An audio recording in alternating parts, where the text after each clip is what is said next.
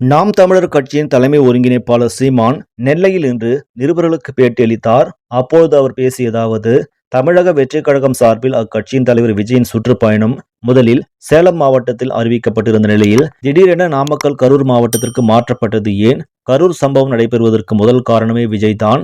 தாவேகா தலைவர் விஜய் வருவதால் தான் அங்கு கூட்டம் கூடியது, விபத்து நடைபெற்றது. எனவே முதன்மை காரணமான விஜய் மீது வழக்கு பதிவு செய்யாமல் கரூர் மாவட்ட செயலாளர் மற்றும் அக்கட்சியின் பொதுச் செயலாளர் புஸ்ஸி ஆனந்த் மீது வழக்கு பதிவு செய்யப்பட்டுள்ளது. தவறு இல்லை என்றால் தாவேகாவினர் ஏன் முன்ஜாமீன் கேட்கிறார்கள்? கரூர் வழக்கு சிபிஐக்கு மாற்றப்பட்டதும் புஸ்ஸி ஆனந்த் கோர்ட்டில் தாக்கல் செய்த முன்ஜாமீன் மனுவை திரும்ப பெறுகிறார். இது எதன் வெளிப்பாடு? சிபிஐ தங்களை காப்பாற்றும் என்பதால் தானே. பாஜக கூட்டணிக்கு தாவேகாவை அழைப்பதால் தான் விஜய் மீது சிபிஐ எஃப்ஐஆர் பதிவு செய்யாமல் உள்ளது. விஜய் கூட்டணிக்கு மறுத்தால் விஜய் மீதும் ஆதவ் அர்ஜுனா மீதும் சிபிஐ வழக்கு பதியும்.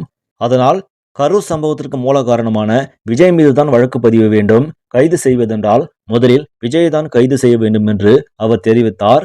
மேலும் பேசுகையில், இயக்குனர் மாரி செல்வராஜ் சாதி வெறியை தூண்டுவதாக கூறுவது அவர்களுடைய இயலாமையை காட்டுகிறது. ஒரு நாடு தனது கடற்பரப்பில் 12 நாட்டிக்கல் மைல் தான் ஆதிக்கம் செலுத்த முடியும்.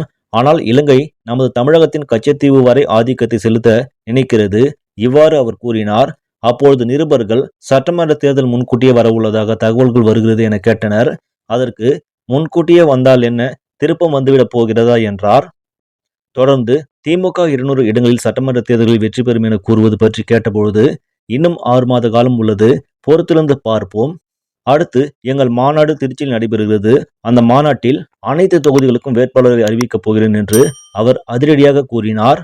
நாம் தமிழர் கட்சி தேர்தலுக்காக சுறுசுறுப்பாக செயல்படுவதை காட்டுகிறது. இந்த செய்தி உங்களுக்கு பிடிச்சிருந்தால் லைக் பண்ணுங்க, ஷேர் பண்ணுங்க. மேலும் இது போன்ற முக்கிய செய்திகளை உடனுக்குடன் தெரிந்து கொள்ள நியூஸ் தமிழ் சேனலை சப்ஸ்கிரைப் பண்ணுங்க. நன்றி.